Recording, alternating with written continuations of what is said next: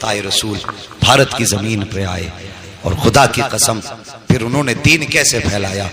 एक रस्म होती है गैर मुस्लिमों में दूध चढ़ाने की, मंदिरों में होती है कि नहीं, वो बात अलग है कि नालियों में दूध बहे तो कोई बात नहीं, लेकिन गरीब के बच्चे के पेट में घूंट दूध नहीं जाना चाहिए। ये कैसा धर्म है साहिब तुम्हारा कि बच्चे दूध के लिए भूखे तड़पते रहे और तुम्हारा दूध नालियों में बहता रहे। अल्लाह अकबर, ये इनकी रस्म है, लेकिन ये जानेंगे इनका मजहब है।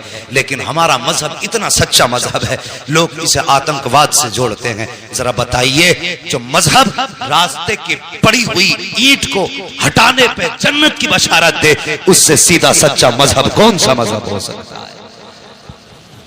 सोचो तो सही।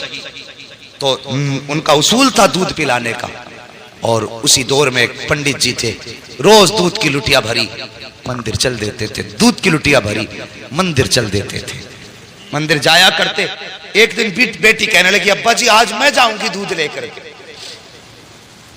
जब इतनी बात कही ना, आज मैं जाऊंगी दूध लेकर, बाप कहने लगा नहीं बेटी हम खुद जाएंगे। कहा नहीं बाबा मैं जाऊंगी, क्योंकि बेटियां बाप की लाडली हुआ करती हैं। कभी कभी बाप बेटी की ख्वाहिश के आगे मजबूर होता है। बाप ने इजाजत दे दी, बच्ची ने दूध लिया, लुटिया लेकर के मंदिर की तरफ आई।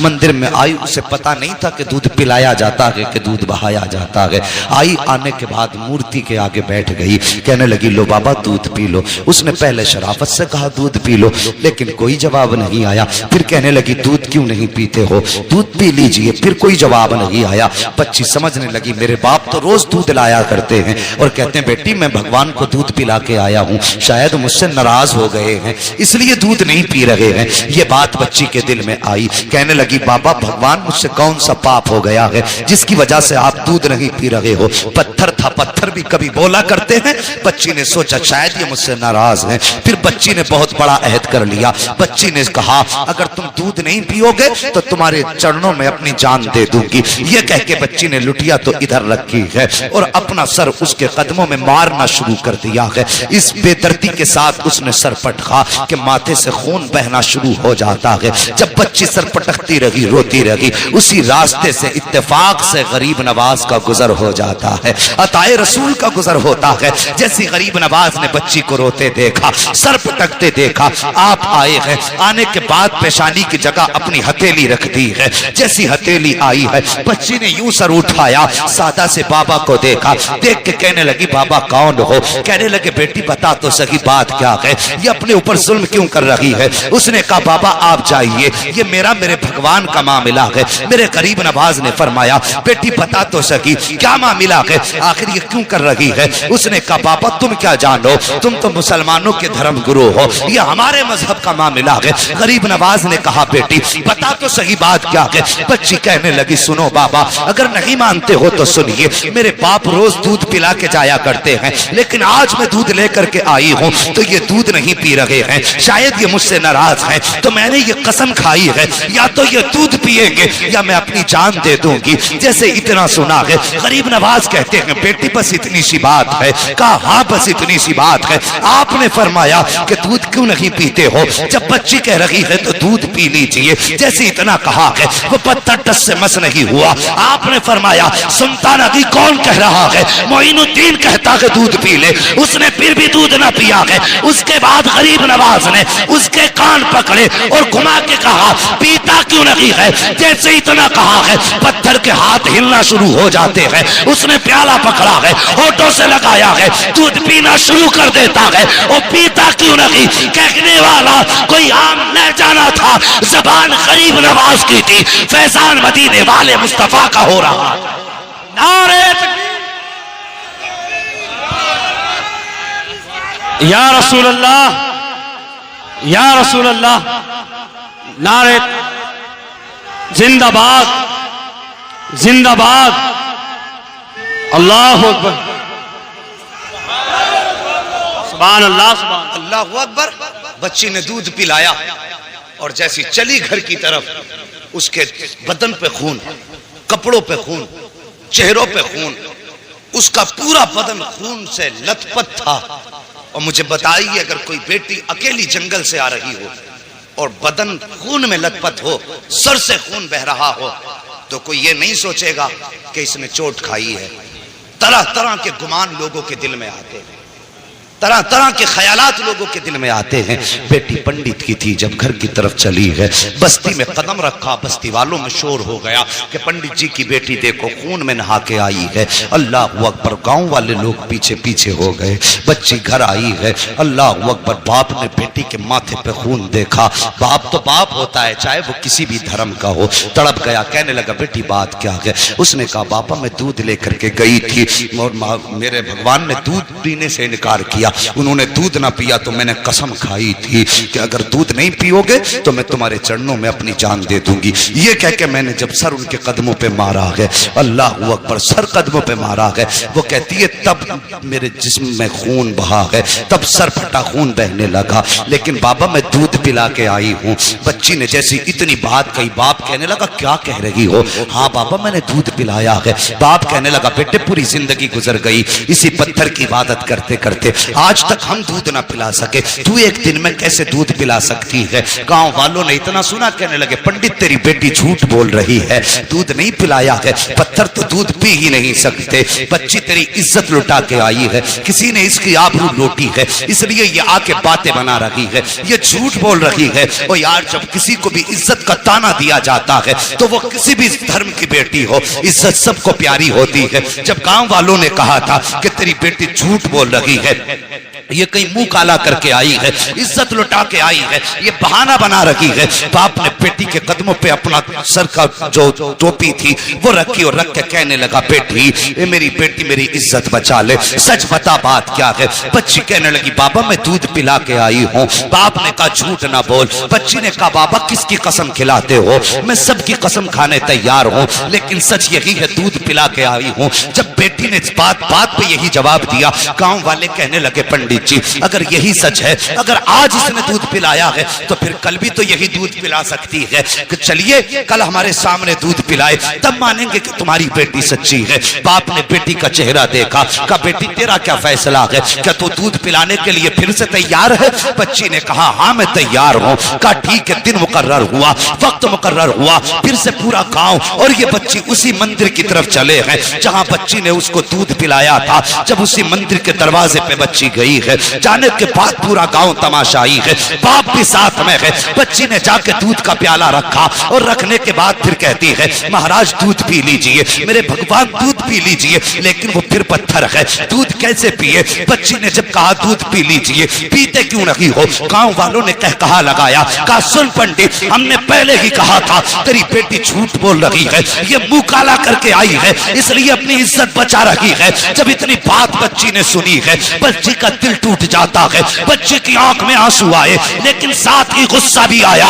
बच्ची जलाल में उठ के खड़ी हुई, तवज्जो करना, बच्ची जलाल में उठ के खड़ी हुई और कहने लगी दूध पीता है या कल वाले बाबा को बुलाना पड़ेगा, दूध पीता है या कल वाले बाबा को बुलाना पड़ेगा। जैसी इतनी बात बच्ची ने कही है, फिर उसने हाथ बढ़ाया है, दूध पीना शुरू कर दिया है। फिर जब पत्थर की मूर्ति ने दूध पी लिया है, कहने लगी बाबा देखो कल भी ऐसे ही दूध पिया था, आज भी दूध पी लिया है। बाप ने कहा बेटी ये बाबा कौन है बता तो सही, कल कौन आया था? बच्ची ने कहा बाबा मैं उसका नाम तो नहीं जानती हूँ, लेकिन इधर से आया था इधर गया था, पूरा गांव उस जगह पे निकल गया जिस पे गरीब नवाज गुजर के गए थे।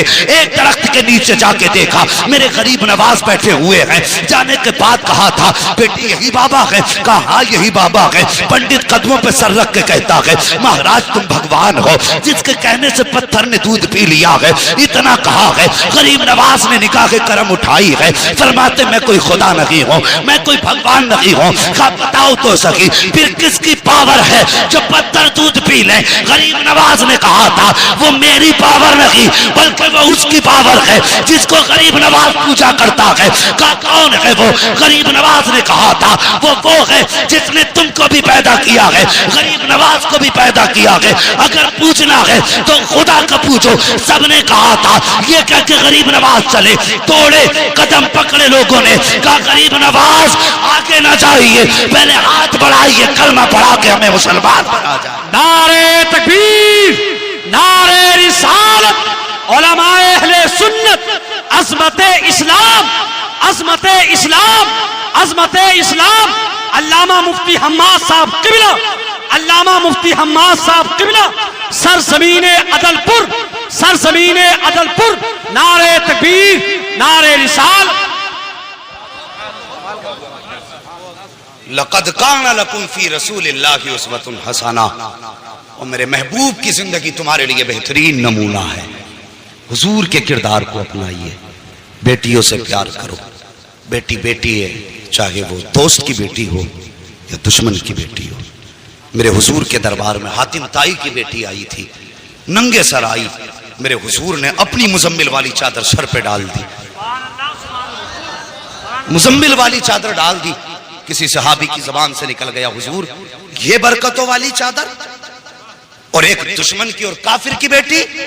मेरे हुजूर ने फरमाया चुप हो जाओ, बेटी बेटी हुआ करती है, चाहे वो मोमिन की बेटी हो चाहे वो काफिर की बेटी।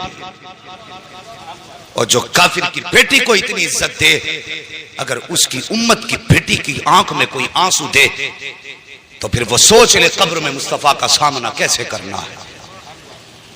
मेरे हुजूर ने तो फरमाया था मेरी बेटी मेरे जिगर का टुकड़ा है।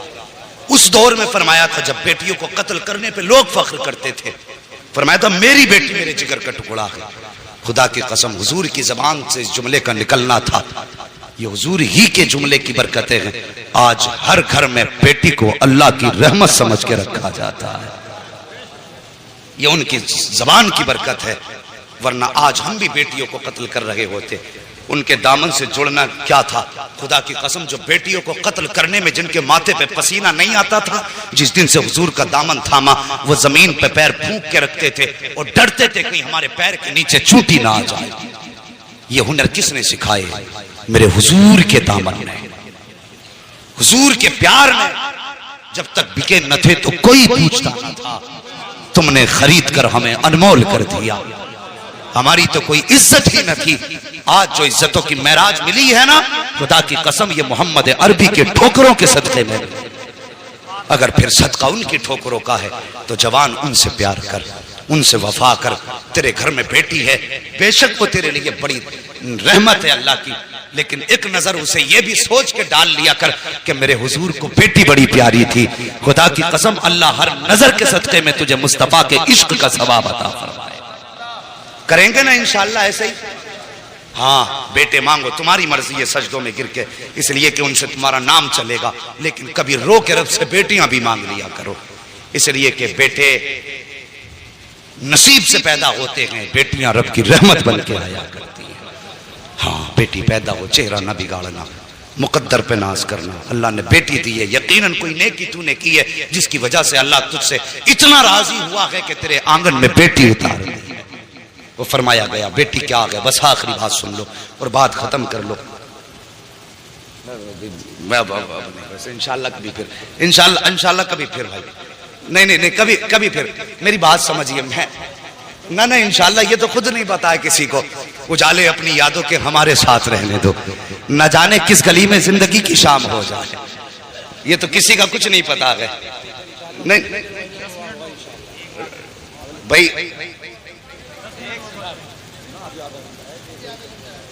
अल्लाह अकबर। बात कह रहे हैं थोड़ी सी आला हजरत के ताल्लुक से कि थोड़ी सी नहीं दे, मेहरबानी करें मुझे। नारे तकबीर नारे रिसालत उलमाए अहले सुन्नत अल्लामा मुफ्ती हम्माद साहब किबला, अल्लामा मुफ्ती हम्माद साहब किबला, नारे तकबीर नारे रिसालत। अल्लाह अकबर। बेटियों को देख के मुस्कुरा लिया करो, इससे मुस्तफा भी राजी होंगे, हमारा खुदा भी राजी होगा। और अगर कभी घर में बरकत ना हो ना, कभी घर में बरकत ना हो और तुम्हें लगता हो आफतें आ गई हैं, बिजनेस बंद है, काम ठप है, जो भी करते हैं कोई ना कोई मुसीबत लग जाती है, फरमाया फिर मुसल्ला बिछा, 2 रकात नमाज पढ़। तेरे घर के अंदर बेटी या बहन मौजूद है, उसे मुसल्ले के आगे बैठा और फिर रब के आगे हाथ फैला दे और बस इतना कह, या अल्लाह इस बेटी के सदक़े में मेरे घर में बरकतें अता फरमा दे। फरमाया गया, बुजुर्गों ने फरमाया, हाथ नीचे बाद में आते हैं, खुदा की रहमतें घर में पहले उतार दी जाती। अल्लाह अकबर। ओ यार लोगों की दिलजोई करो, किसी का दिल ना दुखाओ। पूरी जिंदगी हो गई मसल के आला हजरत का नारा लगाते हुए। आला हजरत को समझो कौन है आला हजरत। जरा करीब से समझिए, मैं उनकी जिंदगी से